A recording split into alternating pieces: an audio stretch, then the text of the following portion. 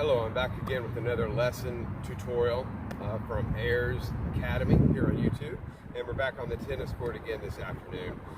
Today's topic is going to be just looking at a block, a head block, a simple head block.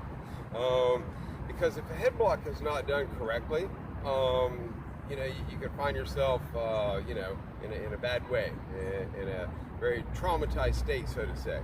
And there again, I've been doing this for 43 years, and sometimes I see people online doing martial arts, what have you, and I see a head block, and I see a couple areas where the head block could be made just slightly better with just some information. And that's all we're going to do here today, just give you some information to think about. Now first, my karate style is Okinawan Shobukan Karate. My website is Ayers Academy, you could look at it, but it's a very old school, somewhat archaic martial art, very brutal. There's nothing really fancy about it. Extremely effective. So one of the first things that one learns to do when you enter Shobukan Karate, you learn a basic blocking sequence. There are many blocks to use, but this blocking sequence sets the stage. And I have the blocking sequence, I think, in some other videos, but it essentially looks kind of like low, middle, high. Low, middle, high, low, middle, high. And there again, I practice this over and over, and I've been practicing that same thing for 43 years now, but it's just three basic blocks. But within that blocking sequence is the head block. And so I just want to look at that simple movement by itself, and this video is for anyone, any martial artist of any style. Even if you're not really a martial artist, but you're doing MMA, I think you might even find this very just informative, right? Give you something to think about. But I'm just going to be standing from just a basic upright posture, going over the head block. So a couple things. One, you could have an attack coming at you from two different ways. So that's kind of our foundation for the whole conversation here. One, my attack could be coming straight in at my face, at my head. Or the strike could be coming down at my head, okay? And so we're just going to look at this. Something could be coming in from the side, and we'll look at that in a different block, which I'll show later. But I'm just primarily looking at something coming at me straight on, not from the side, and it's either coming in directly at my face or it's coming down at my head.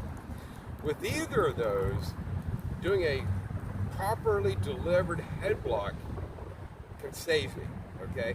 And so one, I don't want to, so the delivery of this head block I'm showing you should start down in the torso, meaning my preparation is going to be down in here as I'm moving up to meet whatever's coming in at me, okay? I don't want to do this, okay? I don't really want to do that, okay?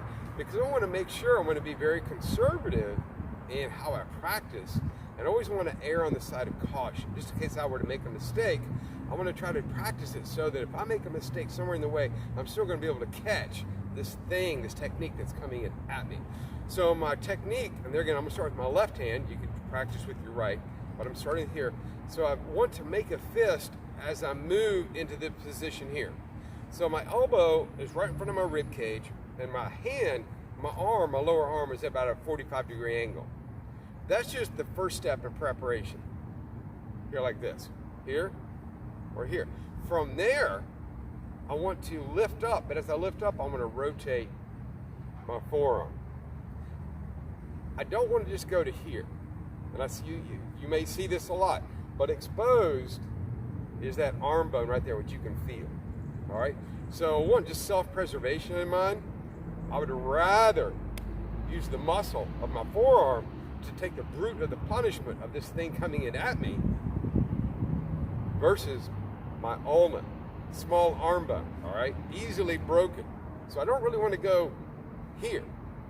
I actually want to rotate so that the meat of the arm, that muscle, is going to take the punishment of this punch coming in with this strong arm. Could be somebody bigger than me, and if they're coming in full force, even me just hitting their arm is going to be quite an impact. But if it's an arm or a small stick coming down at me, whatever it is, once again, I'd rather use the muscle of my arm to meet that object versus this bone. So a couple things. Let's just look again. In preparation, my elbow comes here, arm is prepared here, about a 45-degree angle. Because you look, my elbow's here, and this is going up to the other shoulder. Now all I have to do is lift.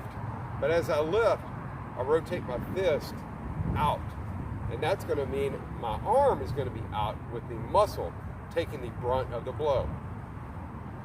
Prepare, lift, rotate that fist. Prepare, lift, rotate that fist. Now if you'll notice, as I do, something's coming in, I'm guaranteed to catch it. As it's coming in, I just work on my timing. I will always catch whatever it is coming in at me. And I'll definitely be able to catch whatever it is that's coming down. The last thing I want you to notice where my arm is, where the placement is at the end of the technique. The angle of my forearm, you'll see it's kind of at an angle. It's not straight, is it? Something's coming down. I want to take the brunt of the blow here versus here. Okay, that way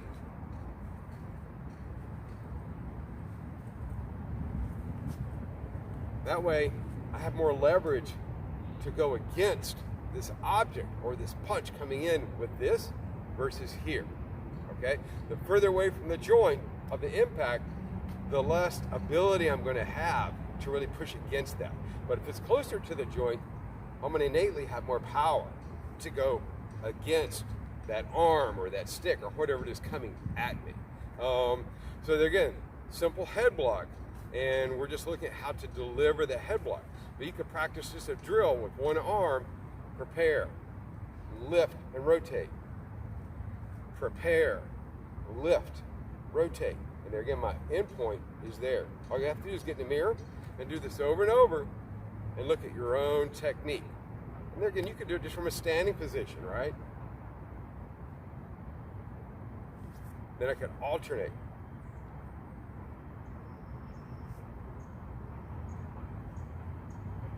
Then I might get to where I have a rhythm, and I'm just going to do it a little faster. And do it with your palms on your legs. That way it's more of a real, it's more of a relaxed position. Which again, if it's self-defense, a lot of times you don't know anything's coming, right? So you want to practice from there.